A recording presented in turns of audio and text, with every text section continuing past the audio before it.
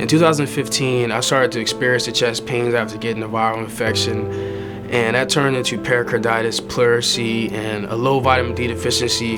Like one day, he's 20 years old, he's healthy, he's able to run, he's able to do things, and then almost the next day, he couldn't go up a flight of stairs without, going out of breath.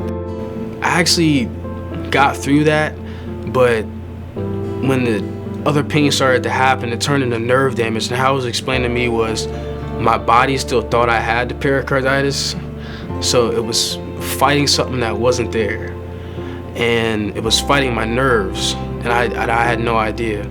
So that's how I got the peripheral neuropathy. My head was spinning. I didn't really know how to feel about life at the moment. I went from a very fast, athletic football player to, at this time, I left the school in Ohio in May 2015. I was a college dropout. I didn't have any money. I did go through a point where I was minutes away from doing something that would have ended my life. So January 2018, I woke up and the only thing I could feel was about my face, and that was it. It was like I was trying to lift my limbs, but they wouldn't move. And in that moment, God showed me 5 people that had been there for me my entire life. And it was my mom, it was Jesus Christ, it was my dad, who's like my mentor, and his wife, who's like my second mom. And there's a little kid who has spina bifida, who's like my best friend.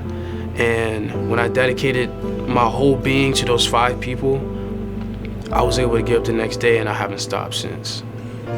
Nobody can tell me that God didn't heal my body that day. And that's how I started feeling better. When I look back over his life, and I'll never forget when the doctors in Ohio sent him home, bring tears to my eyes and told him to prepare his family that he's gonna die. And for him to come from that to this. After I did all that and I was able to get up and start working out, after that, I sent an email out to schools within like a 2.5 hour, 3 hour radius of me. And thank God Salisbury was only about an hour away. And Coach Wood emailed me back the next day. They were telling me that Salisbury needed a receiver to change the game, to take not just that team this year, but the whole program to the next level. So I felt like I can make not only a difference this year as a Seagull, but for all of the years and people who come after me as a Seagull. The key to this year was definitely senior leadership, because we had over 15 seniors, and I haven't played with a group of brothers like this in a very long time, and that was the key to winning the NJAC, first of all, and then making it to the Elite 8. I'm elated to be called the Mayo Clinic Comeback Player of the Year, because if I would have went through all of that and just stayed in the bed and not done anything to make it worth it, I wouldn't be able to impact anyone.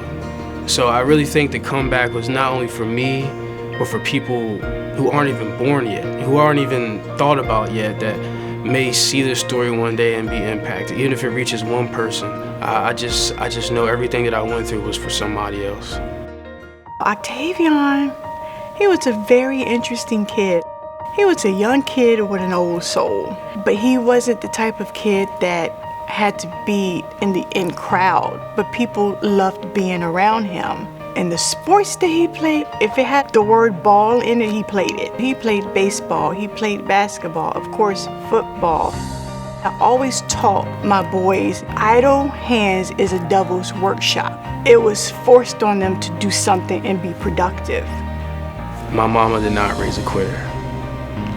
If I had to sum everything up, like in this moment, after everything that's happened, it would be, I would do it all over again if I had to. If it meant sitting right here in this seat and being a Salisbury Seagull.